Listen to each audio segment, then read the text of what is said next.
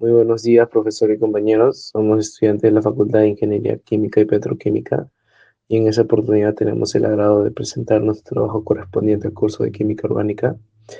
A lo largo de esta posición abordaremos de manera clara y ordenada los aspectos más importantes relacionados con nuestro tema, buscando no solo comprender su fundamento teórico, sino también su aplicación dentro del campo de la ingeniería química.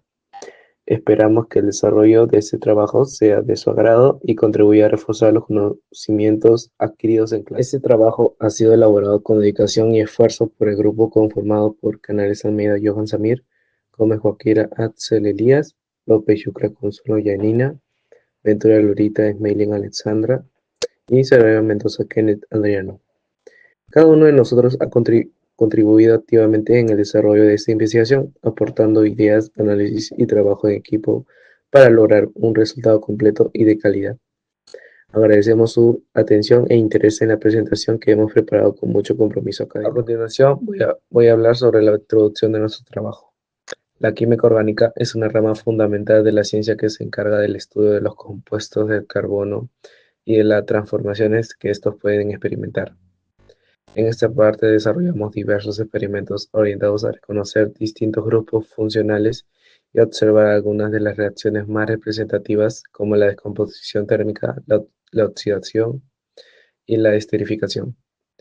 Mediante la observación del cambio de color, la formación de precipitados, la liberación de gases, buscamos comprender de forma práctica el comportamiento de la reactividad de diferentes compuestos orgánicos. Este estudio nos permite entender con mayor profundidad cómo reaccionan las sustancias que contienen carbono presentes en muchos aspectos de nuestra vida cotidiana. Ahora voy a hablar sobre los objetivos de nuestro trabajo. La química nos permite comprender el mundo que nos rodea desde distintas perspectivas, ayudándonos a entender los procesos que ocurren a nuestro alrededor.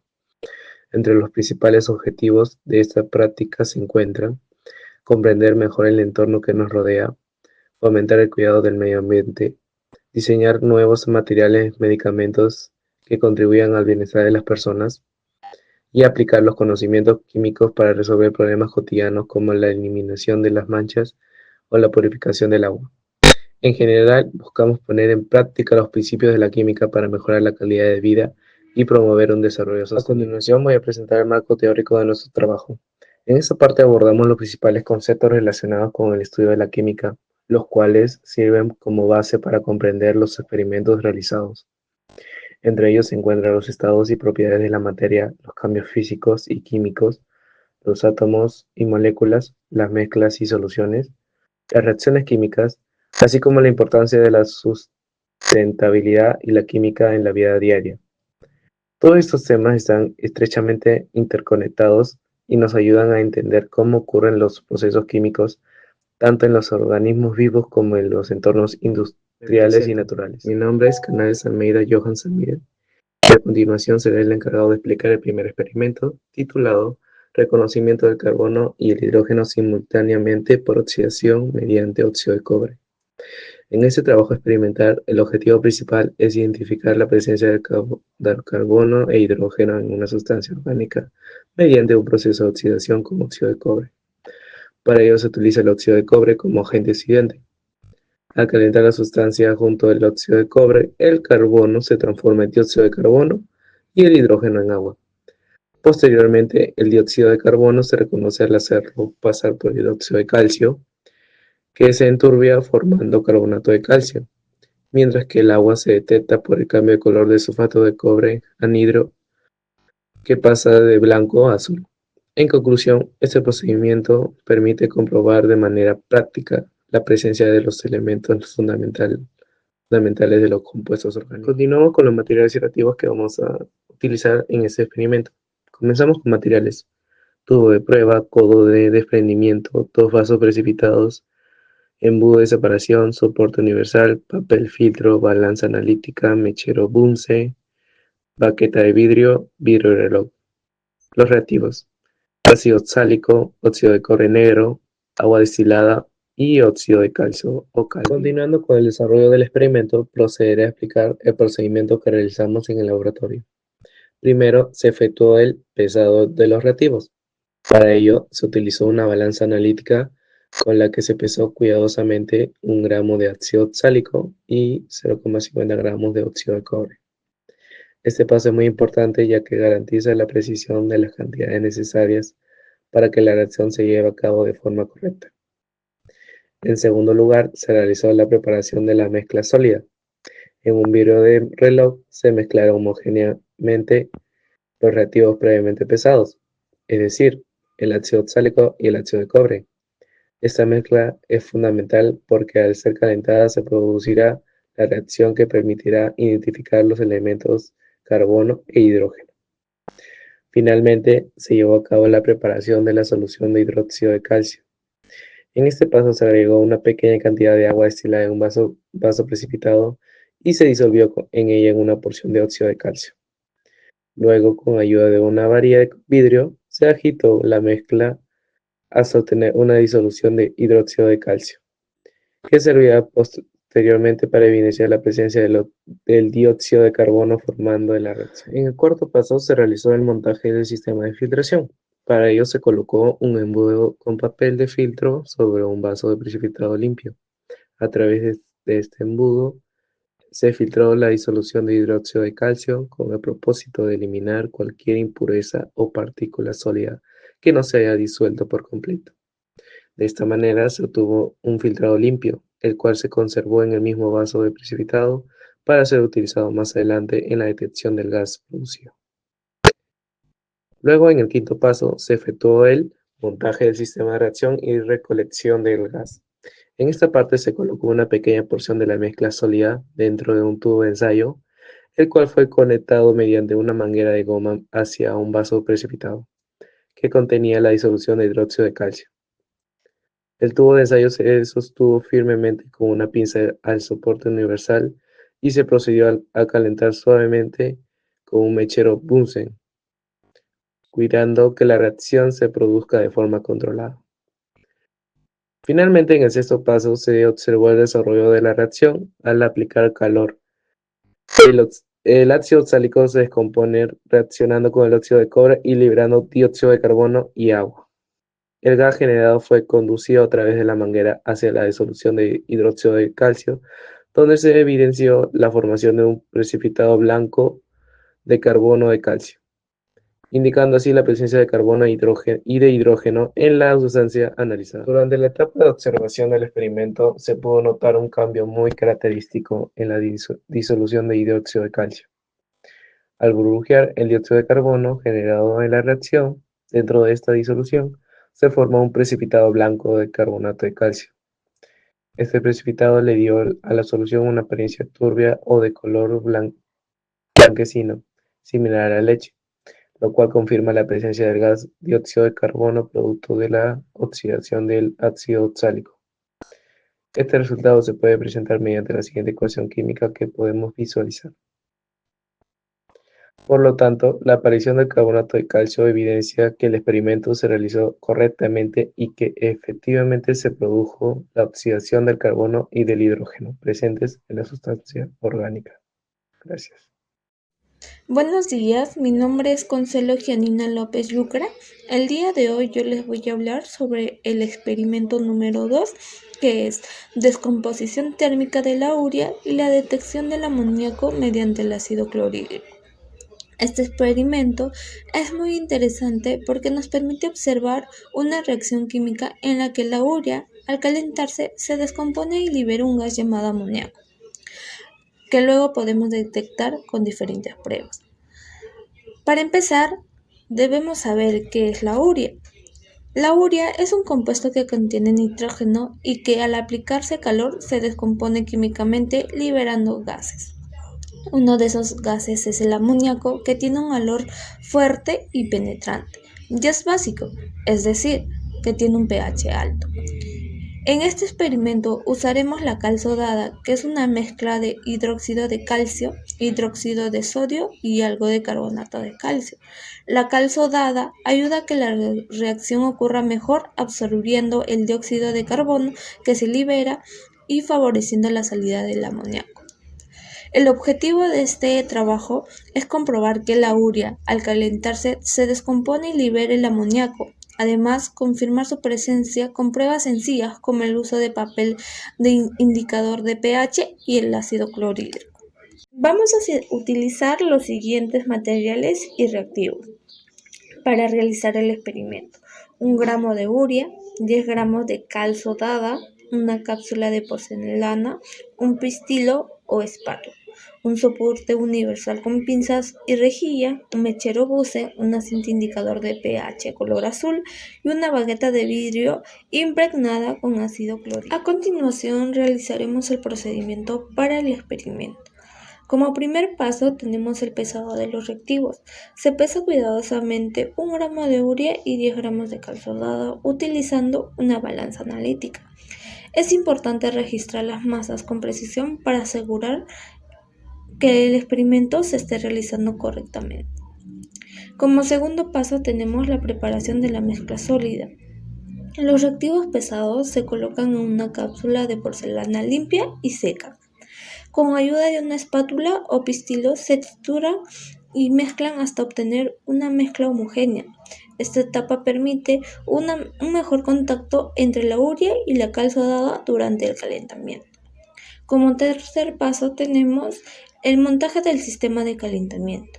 En un soporte universal se coloca una pinza y una rejilla metálica sobre el mechero Bunsen, asegurándose de que el montaje sea estable y seguro. La cápsula que contiene la mezcla se colocan sobre la rejilla. Como paso número 4 tenemos el calentamiento de la mezcla. Se enciende un mechero Bunsen y se calienta suavemente la cápsula a medida que la temperatura aumenta y se observa la aparición de vapores procedentes de la mezcla. Este proceso corresponde a la descomposición térmica de la urea que produce el amoníaco y el dióxido de carbono, entre otros gases.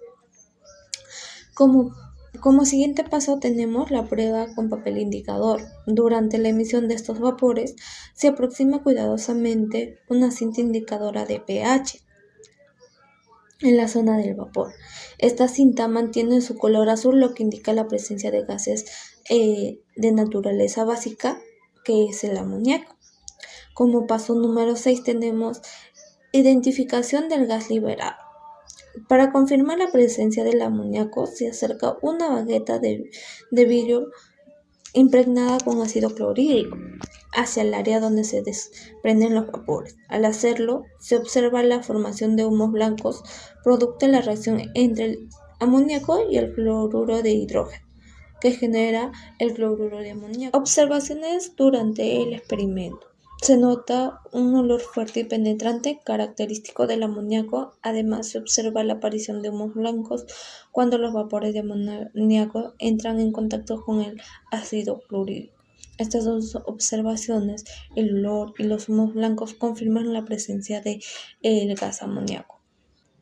Lo que ocurre químicamente es que la urea, al recibir calor, se descompone en amoníaco y dióxido de carbono. La cal sodada actúa absorbiendo el dióxido de carbono y ayudando al amoníaco a que se libere fácilmente en forma de gas.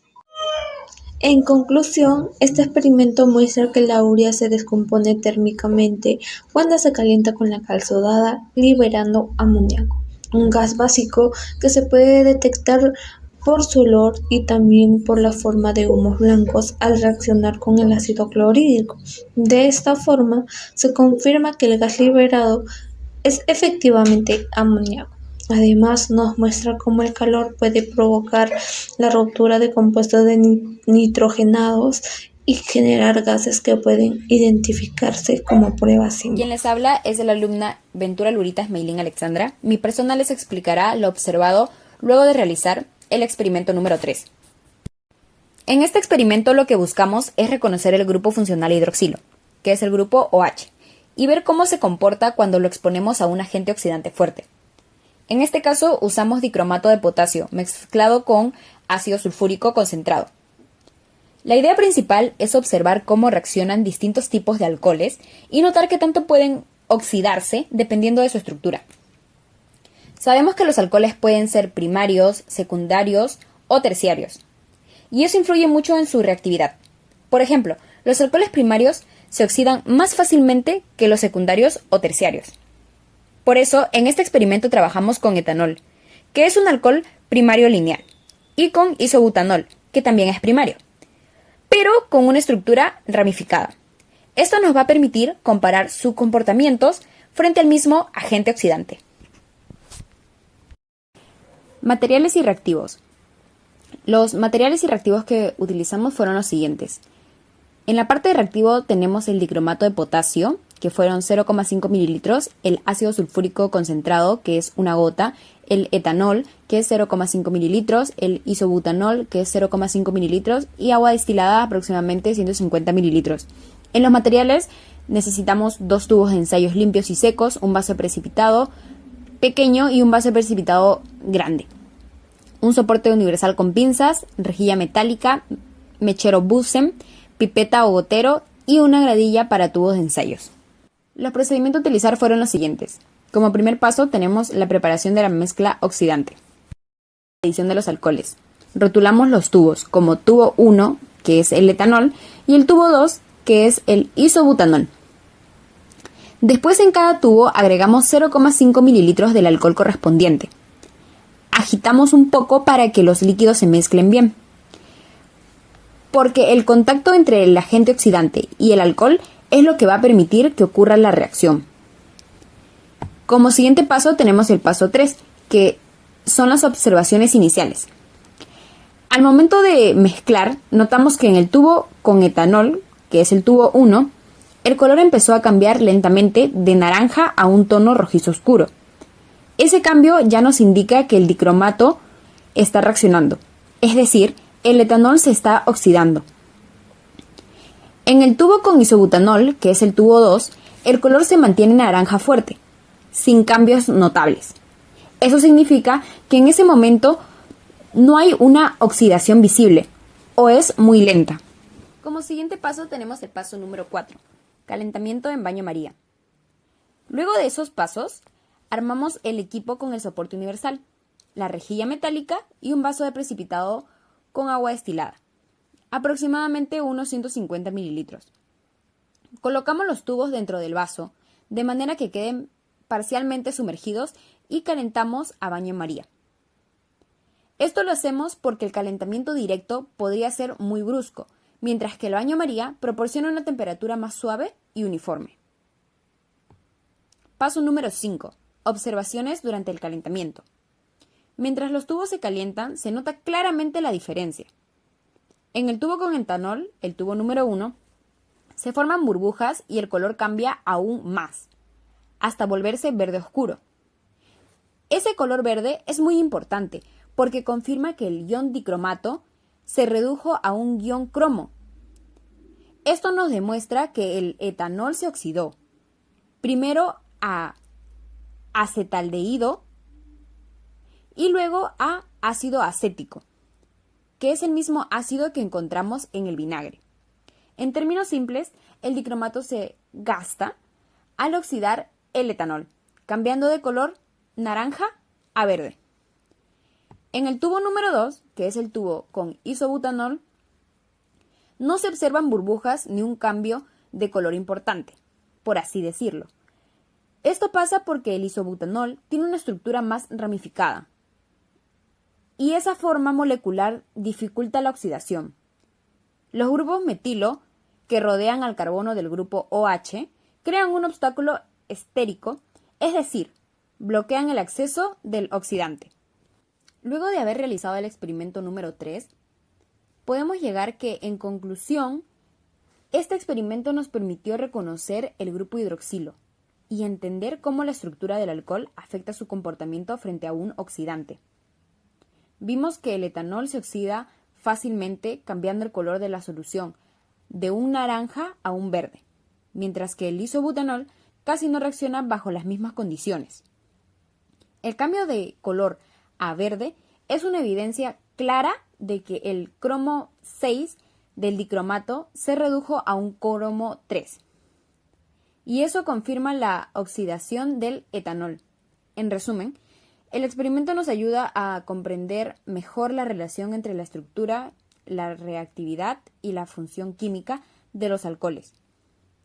Algo muy importante para nosotros como futuros ingenieros químicos, ya que este tipo de reacciones son base para muchos procesos en la industria, como la producción de solventes, perfumes y combustibles. Bueno, el que les habla es el alumno Axel Elías Gómez Guaquira, que va a dar paso a continuación al experimento número 4, que lleva como nombre de título aldehídos y cetonas. Bueno, en otras palabras, ¿qué son los aldehídos y las cetonas? Estos son compuestos orgánicos que contienen un grupo carbonilo, carbono enlace doble con oxígeno. Los aldehídos tienen el grupo carbonilo al final de la cadena, mientras que las cetonas tienen el grupo carbonilo en el medio de la cadena. Esa es una de las diferencias de las que existen. Ahora les hablaré sobre los materiales y reactivos. En los reactivos tenemos dos soluciones, la solución A y la solución B. En la solución A encontramos el sulfato cúprico pentahidratado. En la solución B tenemos la mezcla alcalina del tratato sódico, potásico y el hidróxido de sodio. También hemos usado el formaldehído, cetonas y agua destilada.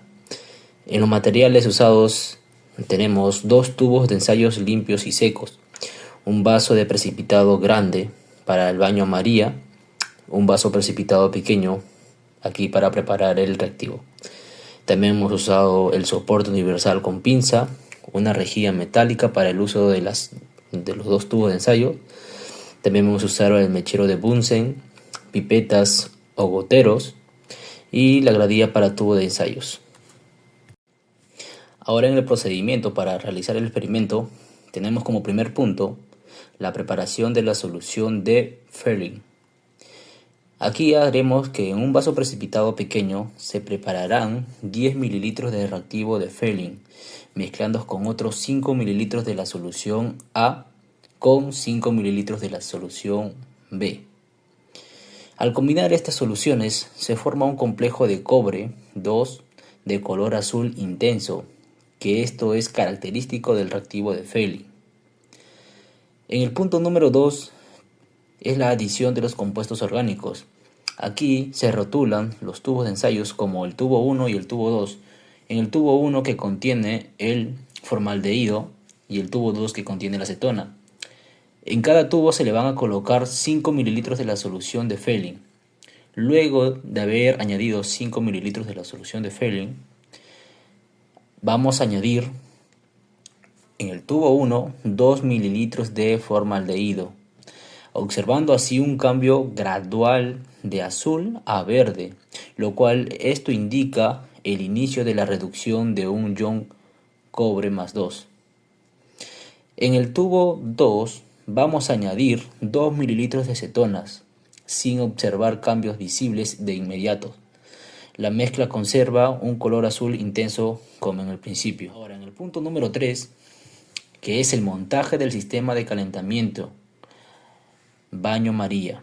Aquí vamos a preparar un baño María colocando un vaso de precipitado con aproximadamente 150 ml de agua destilada sobre una rejilla metálica y su soporte universal con pinza. Aquí los dos tubos de ensayo se introducen parcialmente sumergidos en el vaso para garantizar un calentamiento uniforme y controlado mientras el mechero de Bunsen hace su función. En el punto número 4 tenemos el calentamiento y observaciones. En el tubo con formaldehído y tras los minutos de calentamiento se observa la formación de burbujas y un cambio progresivo de color azul a verde, seguido del rojizo oscuro.